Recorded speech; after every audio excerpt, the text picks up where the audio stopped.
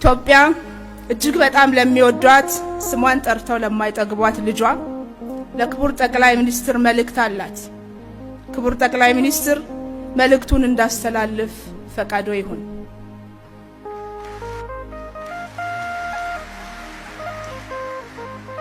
ኢትዮጵያም እንዲህ አለች። ውዱ ልጄ ታላላቆችህ ወንድምና እህቶችህ የረገጡትን ድንጋይ ረግጠህ በጎ በጎውን ልታጸና ዘንበል ያለውን ልታቃና ቀና ከፍ ልታደርገኝ ያለ ረፍት በትጋትና በጽናት ደፋ ቀና ስትል ሰንብተሃል። ልጅነትህን ሁሉ ለኔ ሰጥተሃል። በቅርቡም ባለም አደባባይ እስካሁን ያላገኘሁትን ወግ ማዕረግ አሳይተኸኛል። ኩለህ ሞሽረኸኛል። በውስጤም ከጎረቤቶቼ ጋርም ስለ ሰላሜ ወጥተህ ወርደህልኛል። በስደትና በልዩ ልዩ ሀገራት የተበተኑ ልጆቼን ፈልገህ የታሰሩትን አስፈትተህ እምባዬን አብሰህልኛል። የእምነት ተቋማት ውስጥ የሚገኙ ልጆቼን ህብረት መልሰህልኛል። በዓለም አደባባይ በአዲስ ገጽ አጽፈኸኛል። በዚህም ተስፋዬ ለምልሟል። ብሩክ ሁን፣ ዘርህ ፍሬህ ይባረክ።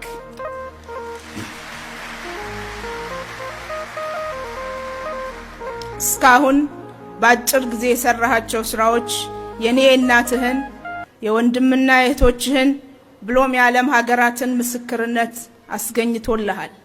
ይህ ሽልማት ያንተ ብቻ አይደለም። ባንተ በኩል ለኔ ለእናትህ ለወንድምና ለእህቶችህ ለታላላቆችህ ለታናናሾችህ ለጎረቤቶቼም ጭምር የተሰጠ ነው። ከፍ እንዳረከኝ ከፍ በል።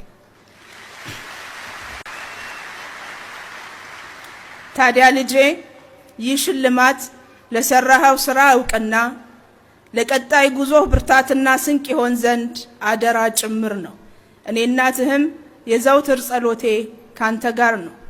ውዱ ልጄ እኔ ያለፍኩበት ውጣ ውረድ ስኬትም ተግዳሮትም የሞላው ስለሆነ እረፍት የሚነሳህ ብዙ ነገር እንዳለ አውቃለሁ። የቤቱ ታላቅ ልጅ ስትሆን ጭነትህ ከባድ ነው። ይህን ጭነትህን ወንድም እህቶችህ በአግባቡ ሊካፈሉህ ይገባል። እንደው ለመሆኑ ወንድምና እህቶችህ በወጉ ተረድተውሃልን? ውዱ ልጄ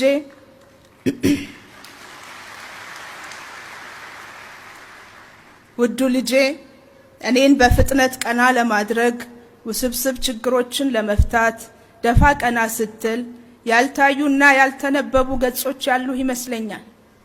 እኔ እናትህ እረዳሃለሁ። ልጆቼ በወጉ አሟልተው ጠልቀው ባይረዱህ ለምን አልተረዱኝም ብለህ ሳትከፋ ሳትበሳጭ ትከሻህን አስፍተህ ሆድ ከአገር ይሰፋልም አይደል ቢሉ የወትሮ ጽናትህን አጎልብተህ ይበልጥ እንዲረዱህ ለማድረግ ገጽህን ሳትነፍጋቸው ገልጠህ በምታምንበትና በምትመራበት ሁሉን ሰብስቦ አቅፎ የመሄድ እሴትህ አማካይነት እቀፋቸው።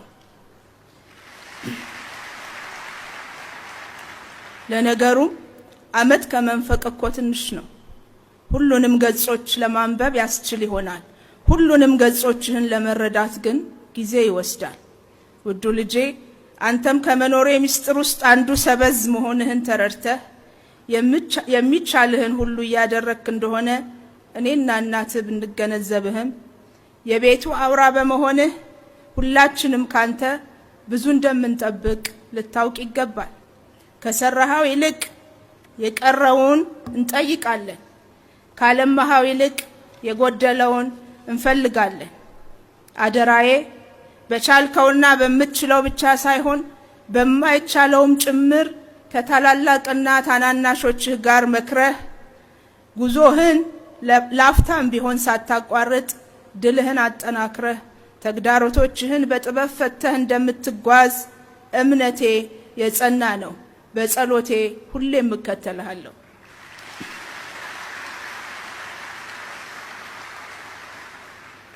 ልጆቼ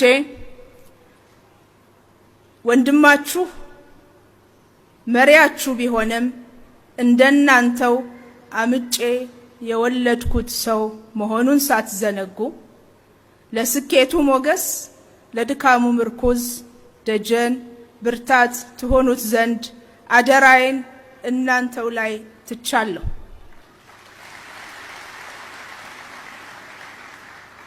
ውዱ ልጄ ከወገብህ አጎንብሰህ ዝቅ ብለህ ከፍ እንዳረከኝ ሁሉ ከፍ በልልኝ ብሩኩን እናትህ ኢትዮጵያ።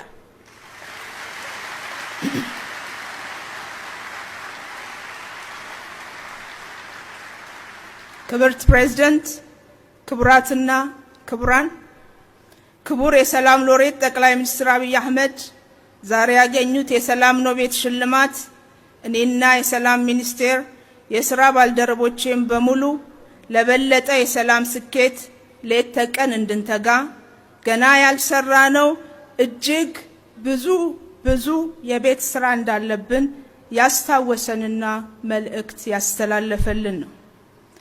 በቀጣይም የሥራ ጊዜው ሁሉ ኢትዮጵያ ሀገራችንና አካባቢዋን የሰላም ቀጠና ለማድረግ በሚያደርጉት ጥረት ውስጥ ሁሉ ከጎኖ መሆናችንን ስገልጽሎ በታላቅ ደስታ ነው።